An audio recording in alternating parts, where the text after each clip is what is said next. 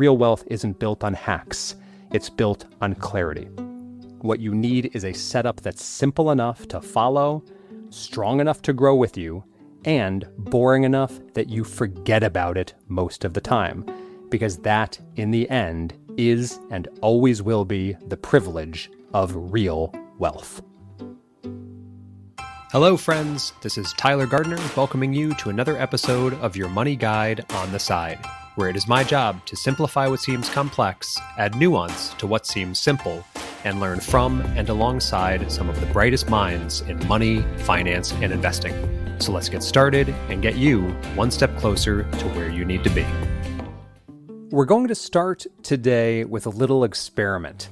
I want you to open your wallet or your bank app or whatever you use and count exactly how many financial accounts you've got floating around out there.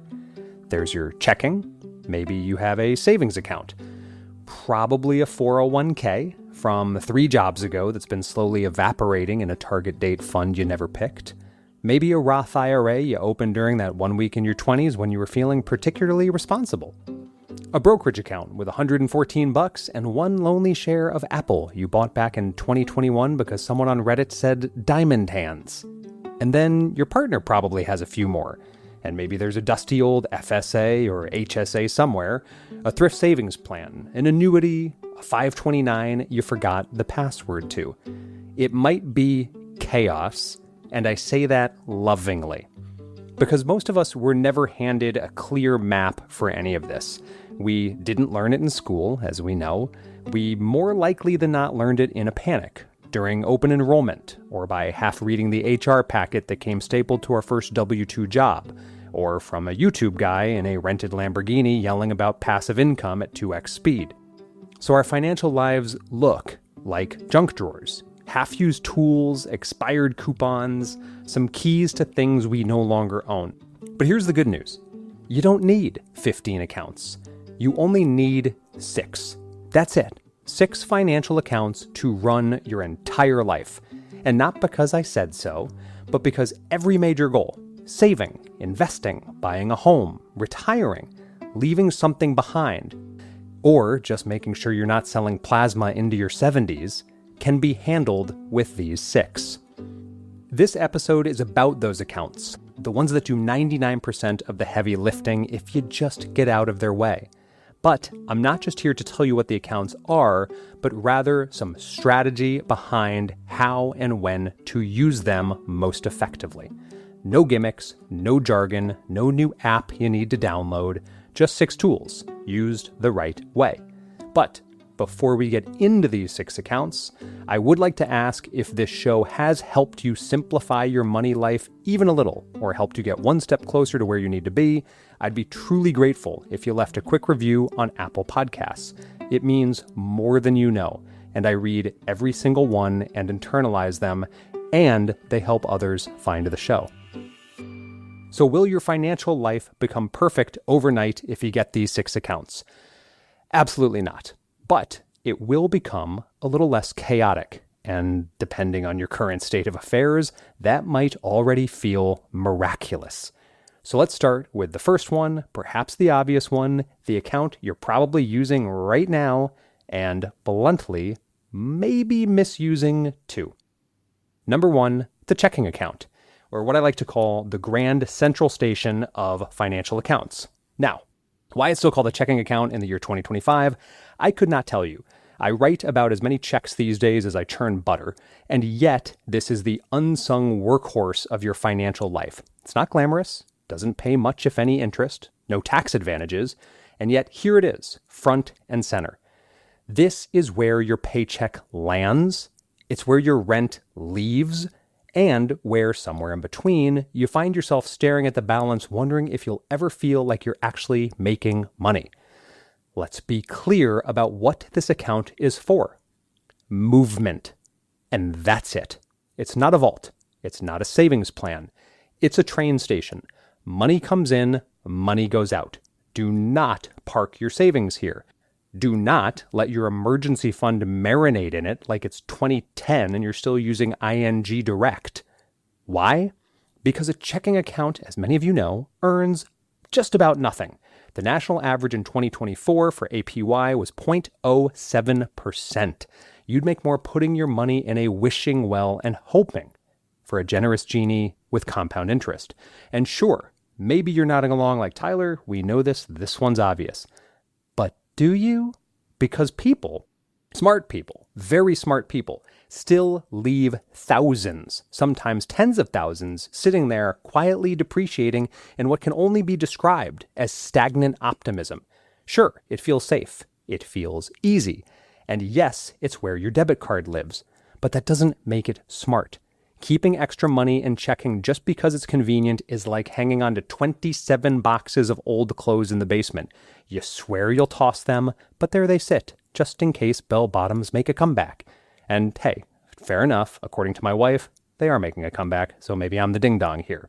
And I'm not judging, I never am, because I did this myself for years, letting paychecks pile up like it was my minimalist rainy day fund.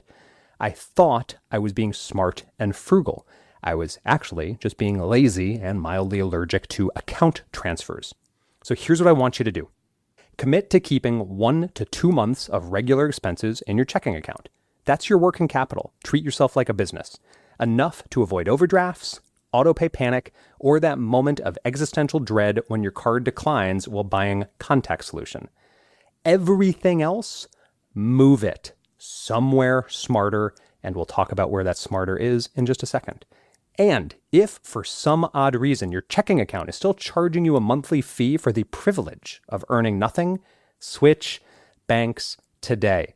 That's like paying $100 a person cover charge to get access to a VIP nightclub table so you have the privilege of now ordering a $1,000 bottle of Grey Goose, which still might not meet your nightly minimum. So that's account number 1. Checking necessary? Yes. Important? Absolutely. Exciting? Definitely not. And that's the goal. You want your checking account to be boring, a quiet, efficient conveyor belt, not a storage shed. I want that balance to hover just above 0. That, my friends, means you're doing it right. That means your money is actually working for you somewhere else. So now let's talk about that somewhere else. Because if you still want accessibility, safety, and a little bit of growth, there's one place your cash can stretch its legs and earn more than lint. Account number 2, the high yield savings account. Now that your checking account is finally behaving like a proper transit hub, money in, money out, no one trying to live in the terminal or take a nap in the public restrooms, it's time to figure out where to stash the money that doesn't need to be spent today. But let's say you're also not ready to invest this money for the next 30 years. Enter the high yield savings account, or HYSA. Think of it as a rest stop for your money, but a nice rest stop, the kind you get in, Vermont. Clean bathrooms, decent coffee, possibly a conversation about heirloom garlic with the guy behind the counter. It's not glamorous, but it's well lit, low drama, and sometimes even plays Fleetwood Mac softly in the background. This is where sitting money goes to at least jog in place. If checking is your junk drawer, your HYSA is the labeled, alphabetized storage bin. Tidy, accessible, and just organized enough to feel like you're winning at adulthood. So what's it actually for? Well, this is your short-term holding tank for goals or expenses you can see and name on the horizon. That's important. I'll get to that in a minute. A vacation you're already planning. Car repairs you know are coming. A security deposit for a move you've already mentally committed to. Or that magical, I hate this job and I'm leaving in 6 months fund. You need that one. This is cash you need, but not necessarily today. And because you're not investing it, you want it somewhere it can at least stretch its legs a little while it waits. So here's the big win of the HYSA currently. As of mid-2025, many high-yield savings accounts are still yielding around 4 to 4.5%. Now, that's not retirement money, but it's certainly better than 0.07% you're getting in checking. It's the difference between your money slowly evaporating and your money keeping pace with inflation while you figure out what to do next. But, quick public service announcement. Those high yields, they're not forever. Banks will tempt you with flashy intro rates, but always check the fine print. Because if the Fed cuts short-term rates, your high-yield savings account will cut rates. If the Fed doesn't cut short-term rates, your high-yield savings account will still most likely cut rates. And no, they don't need to text you first to let you know. Now, quick digression and extension. If you'd rather do something like this within your brokerage account, you're going to adopt a money market fund. So if you want the same access and safety with a little more flexibility, this is where you would consider a money market fund. Fidelity, Vanguard, Schwab, they've all got them. It's not technically a savings account. It's a short-term investment fund backed by government debt. Not FDIC insured, but about as safe as modern finance gets without putting your money in a mason jar and burying it next to the compost. So which should you choose? Well, if you want simplicity and FDIC comfort, the high-yield savings account.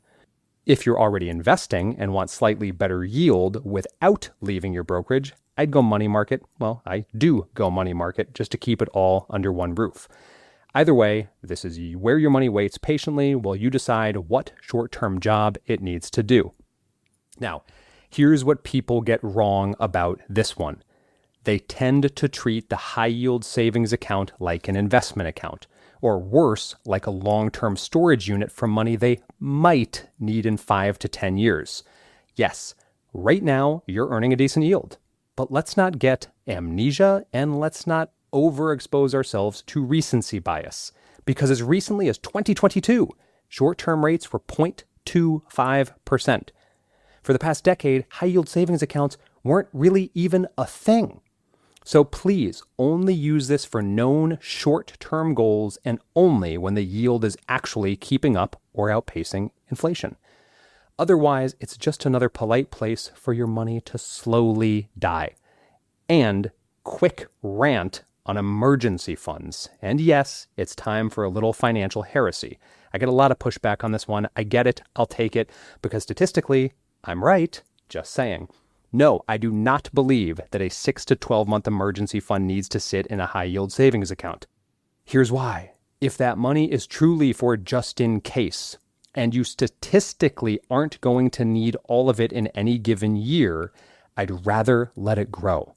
I'd put it in a broad, low-cost index fund, not because it's safer, because it's not.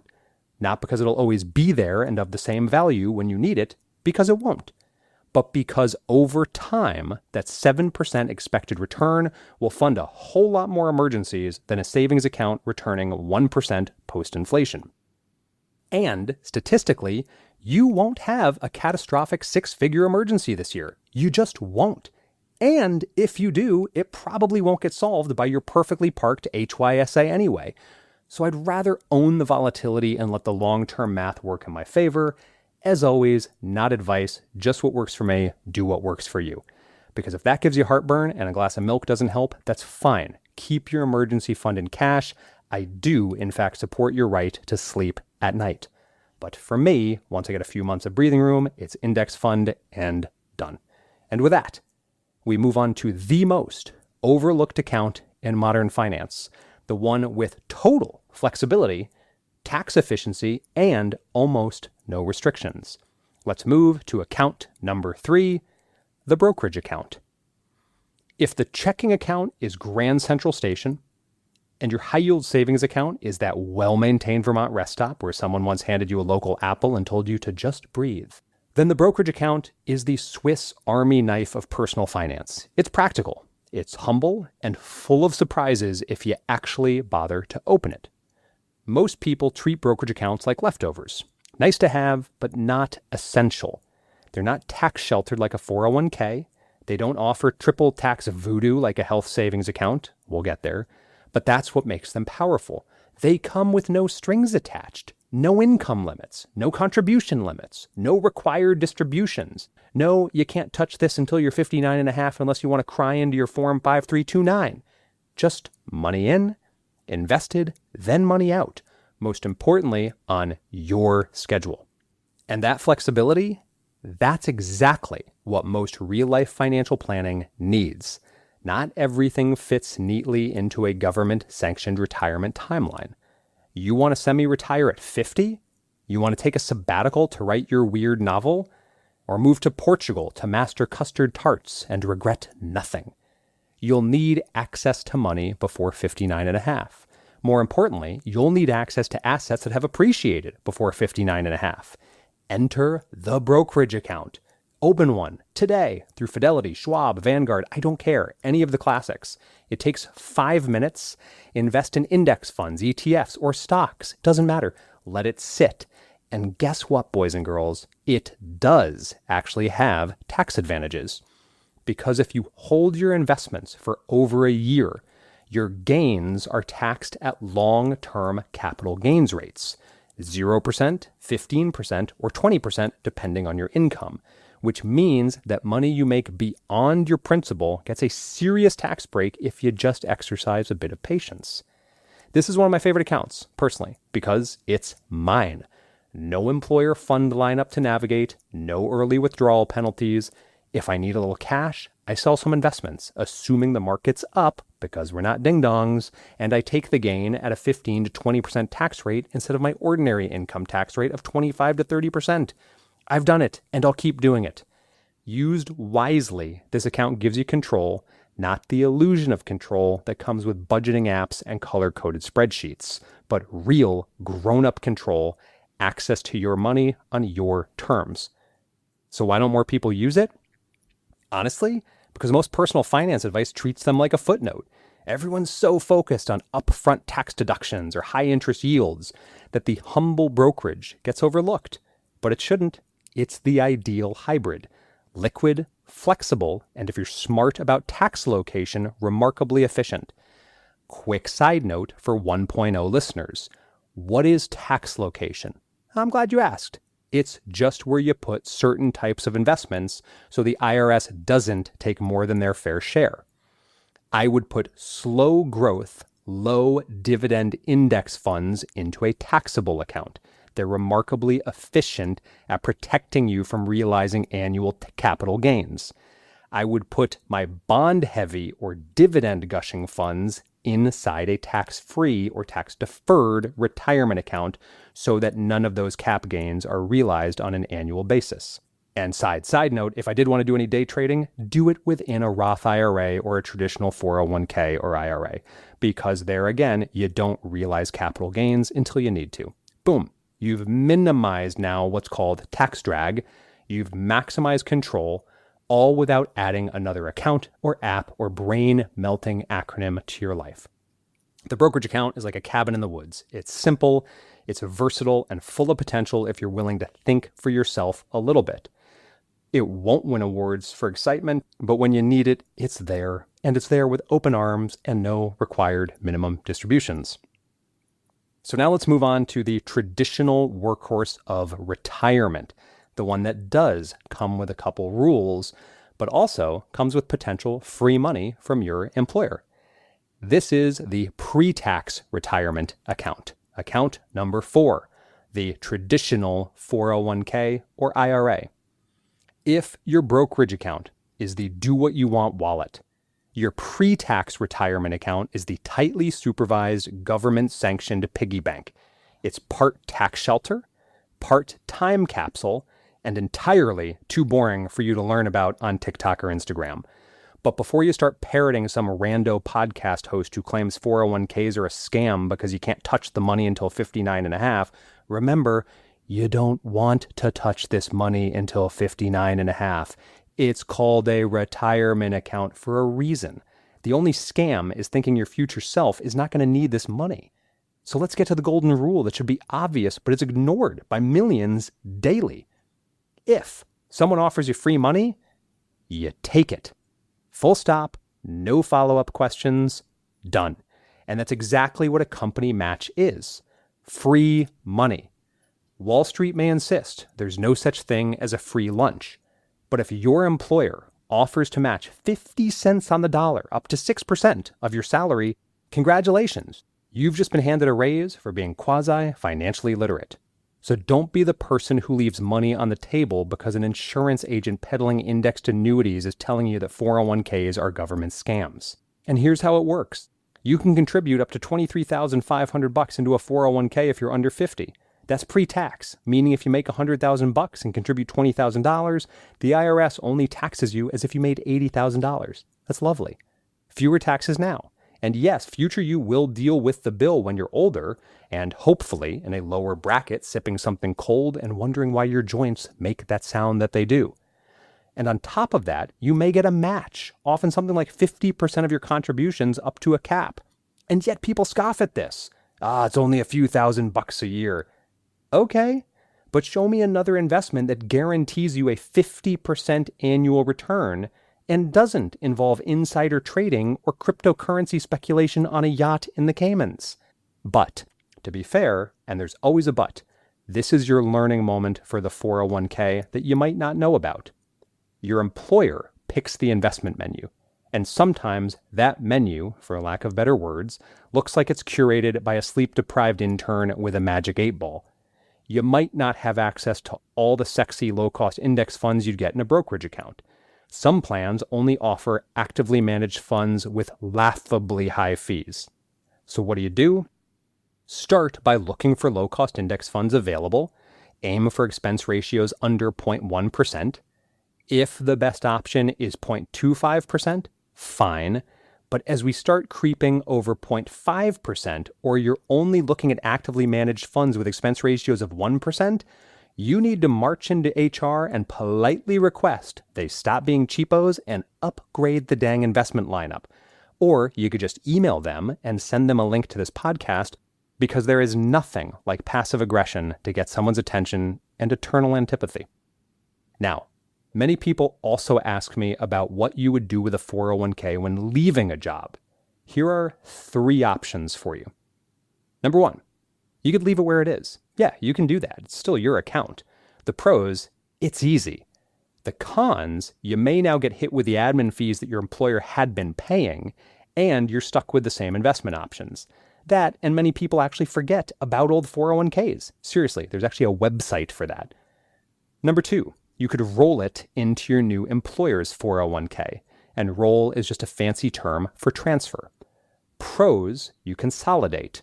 Cons, this only really makes sense if the new plan is so solid and you really like your new investment options. Number 3, you roll it into a traditional rollover IRA through a company like Vanguard, Fidelity, Schwab. Pros, usually the best option because you have more control, more investment choices, fewer fees, and you get to consolidate everything. Cons, yeah, you got to spend about 15 minutes to a half an hour on the line with somebody transferring money. Pro tip, always call the person to whom you're giving money to help you move the money. They'll be a little friendlier. Note, this is what I do. I have a rollover IRA, and after leaving my first job ever, I opened it, and now every single 401k from old jobs has been directly rolled over into that account. Now, there's also one final door, and I hope you never ever end up using this door unless you really need to. You could liquidate the account and take the cash, because that $14,000 might look like the down payment on a midlife crisis. But you'll pay ordinary income tax, and if you're under 59 and a half, a 10% penalty, meaning by the time you buy that new leather couch, you've essentially torched 30 to 40% of your balance for the privilege of doing so. Bottom line, the pre-tax retirement account isn't sexy, it's not flashy, it's like a slow cooker. You don't check it every hour, you just load it up with good ingredients, walk away, come back in 30 years to an awesome meal. And if you're self-employed, you've still got options. The SEP IRA, the solo 401k, even the inexplicably named simple IRA, which is in fact anything but simple. The idea is the same for all 3. Defer taxes now, invest smartly, pay later. I use a SEP IRA.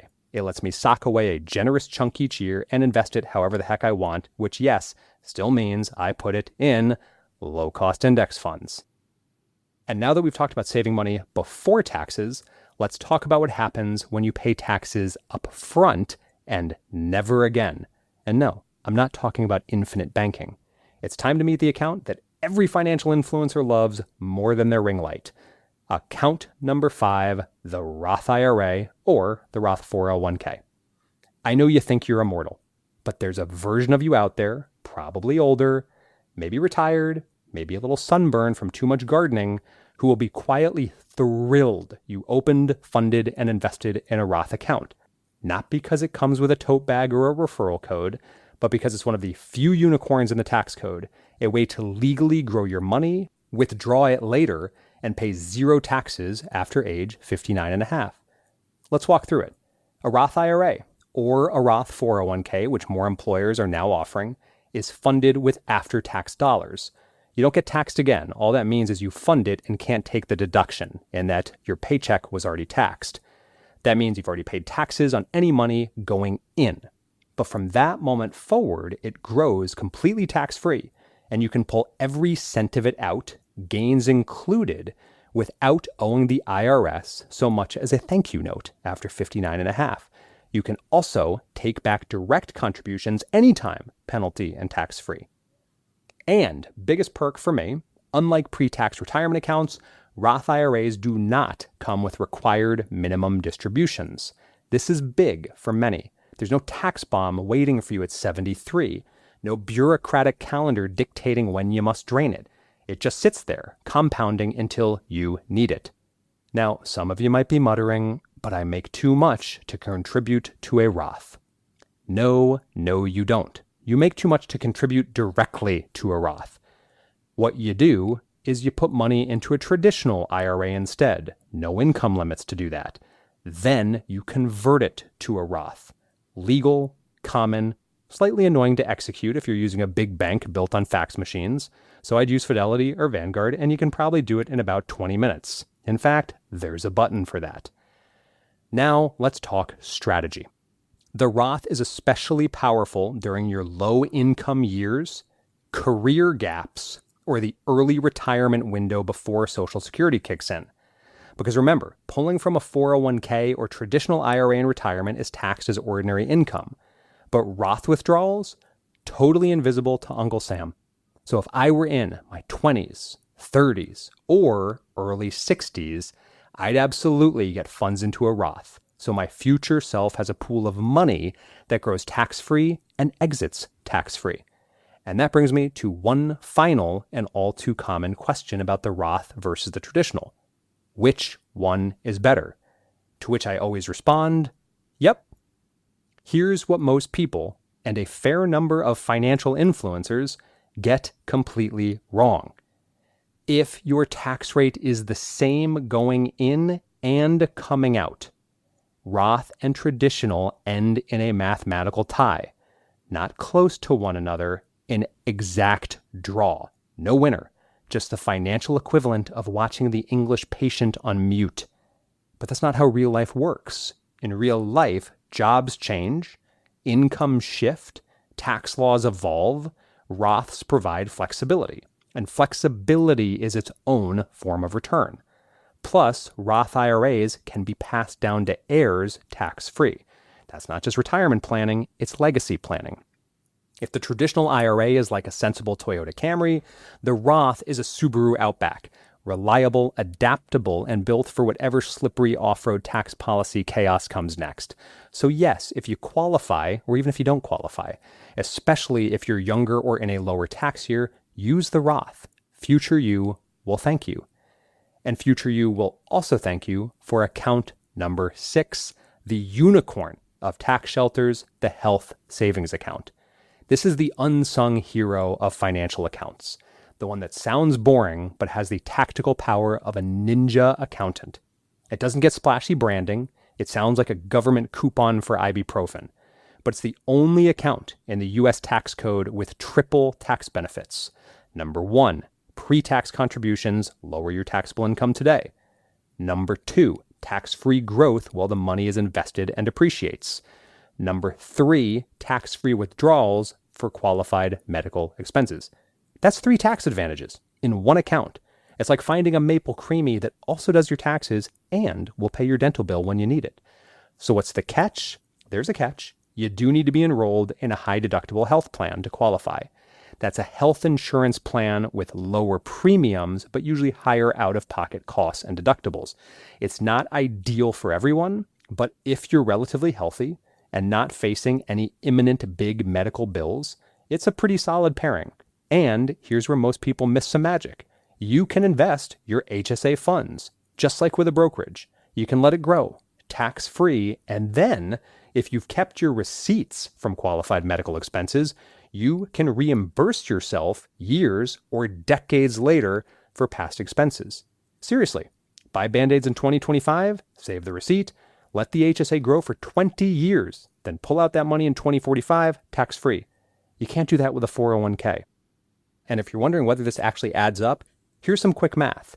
If you max out your HSA contribution, that's $4,300 for individuals or $8,550 for families as of 2025, and invest it over 25 years at a real return of 7%, you could have close to $300,000 saved for medical expenses. Which is handy because guess what? The average couple is projected to need about $300,000 for healthcare in retirement. So this account isn't optional, it's essential. One final caveat.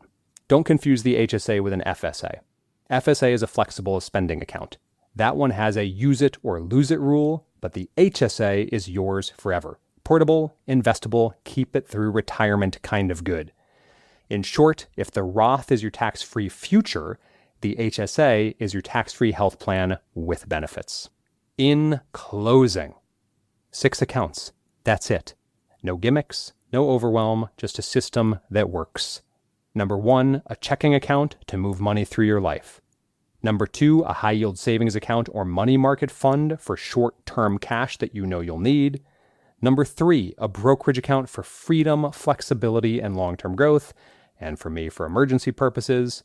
Number 4, a pre-tax account to lower your tax bill and potentially capture a free match.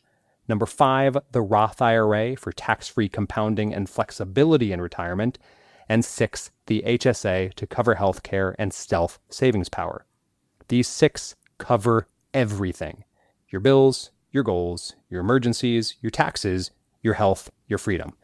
And just so we're abundantly clear, you do not need whole life insurance, fixed annuities, infinite banking, or anything that sounds like a Hogwarts spell for your retirement. If you want insurance, get term insurance, and only if someone depends on you. Then take the rest and invest it in a Roth IRA like an adult. Because real wealth isn't built on hacks, it's built on clarity. What you need is a setup that's simple enough to follow, strong enough to grow with you, and boring enough that you forget about it most of the time. Because that, in the end, is and always will be the privilege of real wealth. Thanks for tuning in to your Money Guide on the Side. If you enjoyed today's episode, be sure to visit my website at tylergardner.com for even more helpful resources and insights. And if you are interested in receiving some quick and actionable guidance each week, don't forget to sign up for my weekly newsletter, where each Sunday I share 3 actionable financial ideas to help you take control of your money and investments.